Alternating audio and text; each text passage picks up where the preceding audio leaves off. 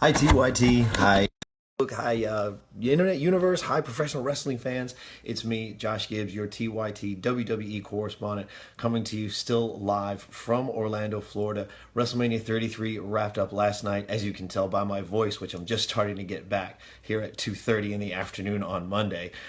Last night was a fantastic show. It was a lengthy program. If any of you were following the post that I was putting up on Twitter through my Twitter account at Chief Josh Yola, I was also trying to throw in some videos on the TYT Sports page. I know that the quality kind of degraded once we got into the stadium because it was pretty difficult as far as connection speeds and things like that. When you have a record-breaking crowd of 75,000 people plus crammed in to Camping World Stadium, then connectivity and all that kind of stuff becomes a little bit of an issue. But WrestleMania 33 did break an attendance record for the Citrus Bowl, so that was pretty cool to be a part of that. What a night it's been, folks. We're about halfway through WrestleMania 33.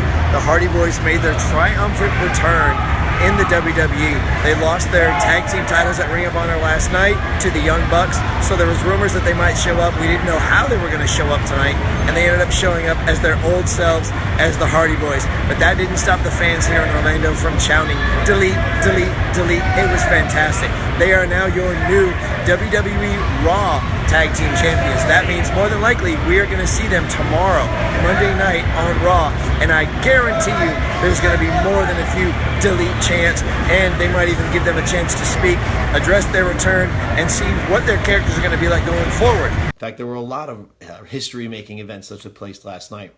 I'll run down the card really quick, talk about what happened, and then what we can expect tonight at Monday Night Raw. My friend Bobby, who is here with me at WrestleMania, we will also be at the Raw there tonight. So we kicked off with AJ Styles versus Shane McMahon. This is the match I know I had said I'm not looking forward to. I hated it. I thought it was a lose-lose for AJ Styles. I still stand by that. However, I will say this. Shane McMahon did kick it into high gear this year. I was extremely disappointed with his match last year. I thought it was just lackluster because he's not a wrestler, and it was more of a gimmick match with the Undertaker. This year, I don't know if he took any of that to heart, any of the criticisms and things like that, but he absolutely did at least throw in some new maneuvers that we hadn't seen before, a little bit more pro wrestling kind of stuff. So to his credit, he at least stepped it up a little ways. I still don't agree with the match, still think AJ Styles deserved better, but you know what, at least they gave us something, and it wasn't that long. It didn't drag out, and the crowd really popped for it. So at the end of the day, that's really what matters, is does the crowd enjoy it? And they really did. And AJ Styles came away with a victory, which is really the only way that you could have told this story.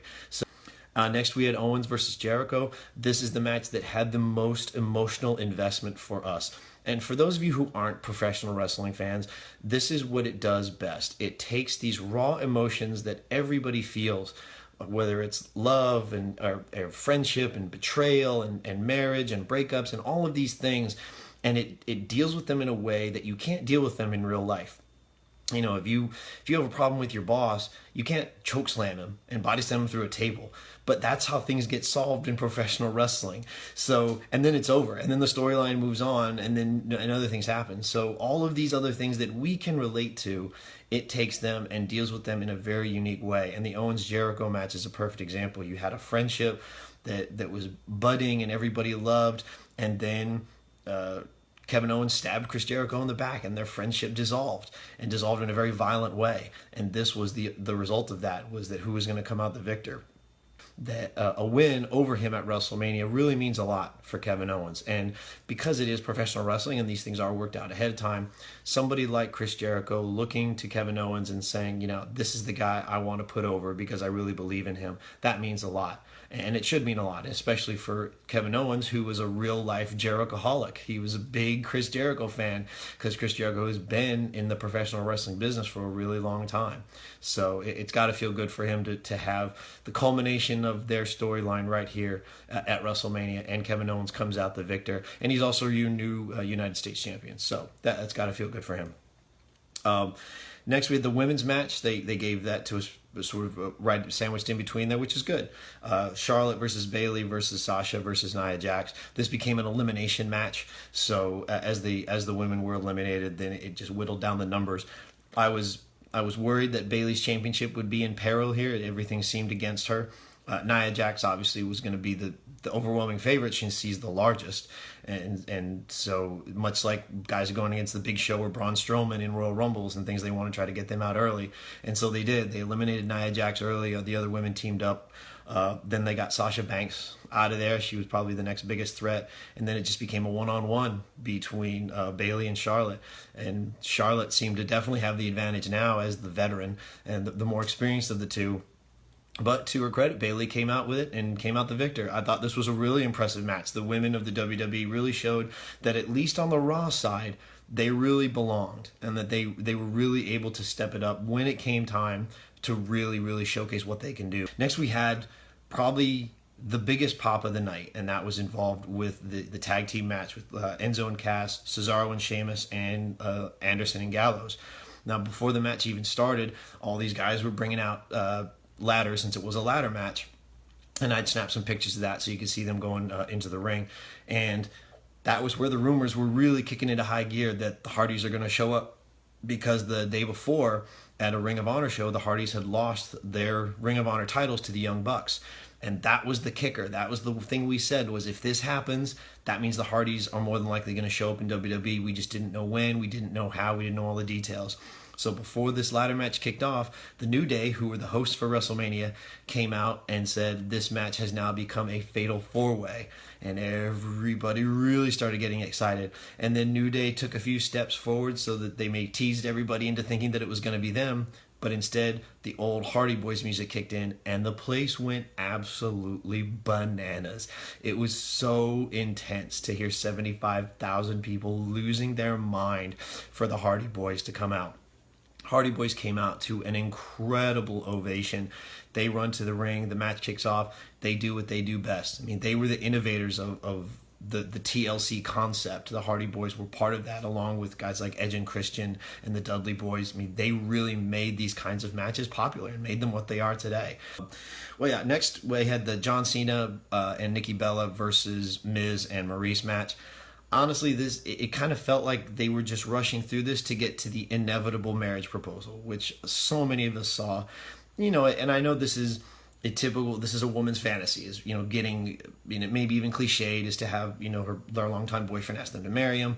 So I have to think that Nikki Bella knew this was coming. I can't imagine that this was actually a surprise. You know what I mean? So, because so many of us had talked about it and it was rumored, so those rumors had to have gotten to her. And sure enough, the match ended and John Cena proposed. And there was this big, he was acted surprised and yada, yada, yada. So now they're going to get married. So, and that is non-kayfabe. That means, yes, they will get married in real life, and I'm sure that will be a subject of one of the next Total Bellas episodes that'll be coming in the near future, and they'll talk all about it. So, you know what? Hey, best of luck to him. You know what? It's John Cena is reaching the twilight of his WWE career. He's been doing this a really long time, and we're going to start seeing less and less of him.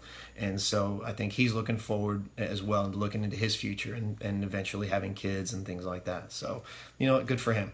So next we got Goldberg Lesnar. There were rumors that this was going to be a squash match. Thankfully, it wasn't a squash match, but it was very hard hitting. It was like two refrigerators fighting each other.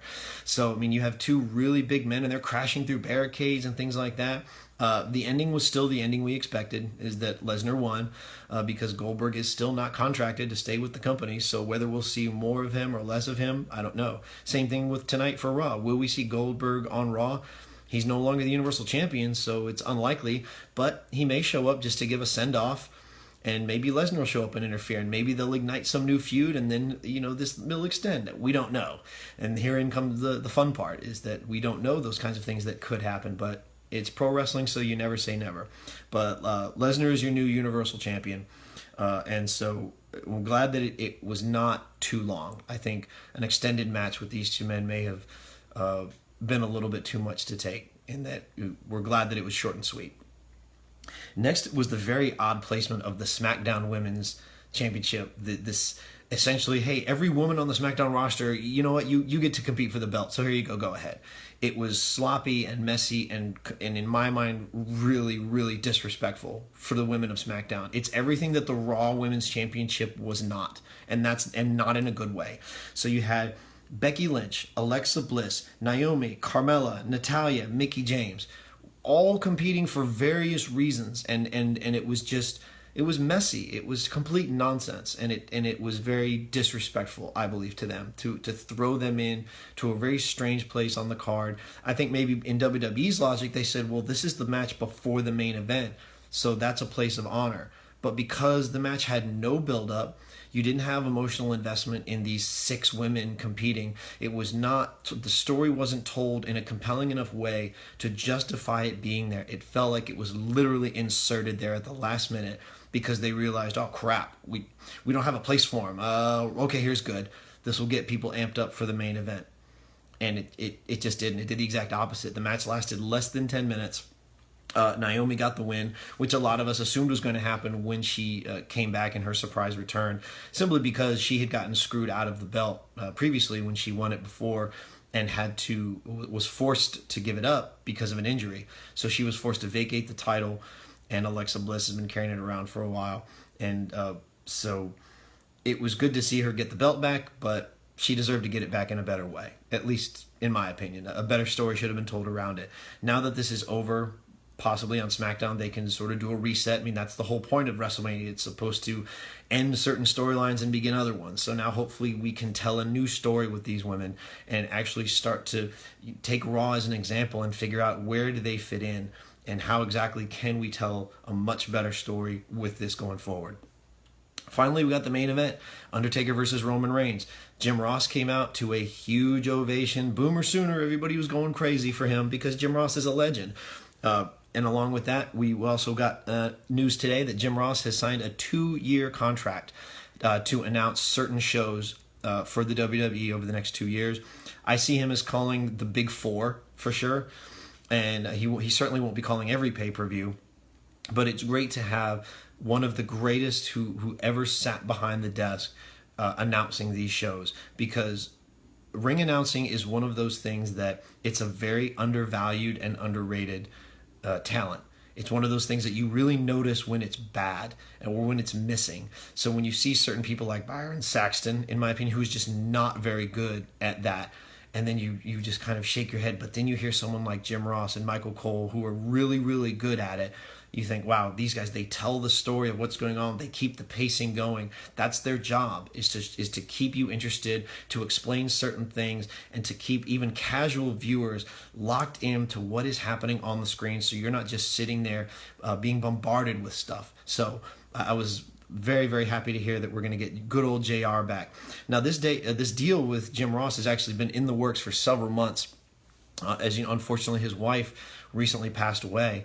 So this deal was apparently in the works before that happened. So I'm sure that for a lot of us, it's so maybe some catharsis for him to come back to the company that he loved so much, and then be surrounded by people who really support him and who love his energy and are just really happy to have him back. So good to have you back, JR. I'm looking forward to you to hearing more matches. And so he got the honor of calling the main event at WrestleMania, which was the Undertaker versus Roman Reigns.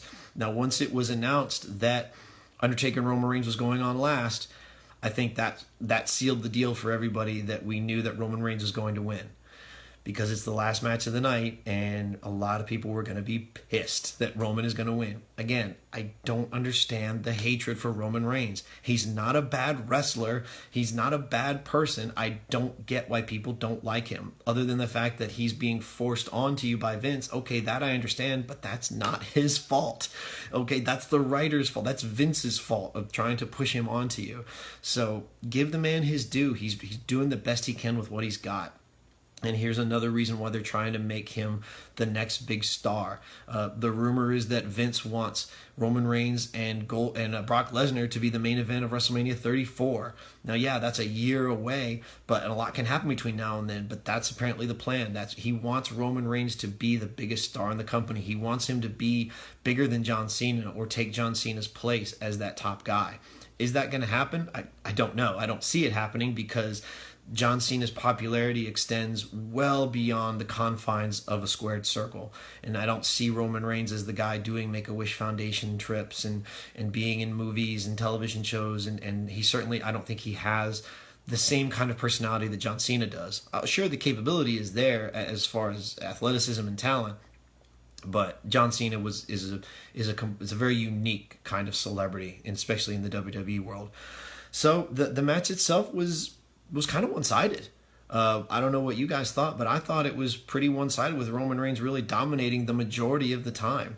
And some of his facial expressions almost seemed to confirm that, where he was just kind of shaking his head sometimes. I wrote down he seemed disappointed in the Undertaker, almost like, this is it. This is, you're the dead man. You're supposed to be one of the last living legends in this company, and this is all I'm getting out of you. Ugh. Now, whether that was his actual legit reaction, or if that's his character and they're sort of really solidifying his heel turn, if he's indeed going to have a heel turn, which I think a lot of us would love. But either way, he just seemed like he wasn't happy with the Undertaker's showing. And the Undertaker didn't seem like he could muster up that much energy either. And I mean, even at one point, he tried to do his trademark sit-up and sort of rise from the dead, and then he just kind of slumped over instead. And that's already become a meme that I'm seeing on Twitter a lot. So it was a little bit disappointing as a fan, too. It was a little bit sad to see the Undertaker in that kind of position. Even at WrestleMania 30, he didn't look the same. He just kind of looked very slow and stuff like that. And then that's why his loss to Brock Lesnar at WrestleMania 30 shocked so many people, because we thought it was an accident. We thought maybe he pinned him and he didn't mean to pin him. And so even for quite a while, we weren't sure what had happened. And it felt a little bit like this here. Now, Undertaker is set to undergo hip surgery. We talked about that in one of our last videos before I departed for WrestleMania. And you don't come back from hip surgery when you're in your 50s. If you were a young guy, maybe you could come back from it. But a guy with all of the injuries that Undertaker has over the course of his career, his amazing, stellar, very storied career, you add on your hip replacement, and I think that's just it. And we may have gotten confirmed that by the Undertaker's own actions. After the match was over, he took off his gloves, took his trench coat, his big duster, and his hat, and laid them all in the center of the ring, and then slowly walked out.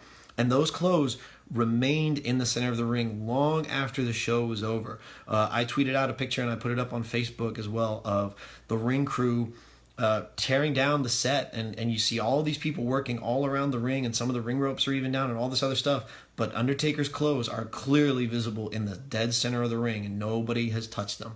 And that's a sign of respect, is just leave them there. And who knows when they were actually taken down. I mean, it had to have been once the ring was finally disassembled. But I'd be interested to know who got the honor of actually taking his stuff out, because even though it's professional wrestling, it's still something legendary. It's like handling Ty Cobb's bat or something like that, or pick any sports hero and something iconic that they're associated with, and then you being able to finally to be entrusted to hold that. And along those same lines, the same for Roman Reigns. He was given the honor of ending the Undertaker's career. Yeah, for the storyline and for his character, that's supposed to elevate him and make it seem like he's a much better wrestler because he was able to do that. But in the course of the business, if the Undertaker didn't want Roman Reigns to end his career, it wouldn't have happened. So we really have to think of it in those terms. The Undertaker agreed to let this happen. The Undertaker looked at Roman Reigns and said, yeah, that's the guy who will do it. I'll give him the honor of being my last match, of being my retirement match. Obviously, we're assuming this is his retirement match and this was his last match, but for all intents and purposes, that's the way it seems. So if Undertaker didn't want Roman Reigns to have this honor, he simply wouldn't have gotten it, period. He could pick anybody he wants, and he could end the match any way he wants and end his career any way he wants. And he agreed to do it this way, with this guy, with Roman Reigns as the guy. So maybe we should take that into account, and maybe we should say, you know what, if the Undertaker trusts him enough to have this honor, then who are we to argue against him? So, is what it is.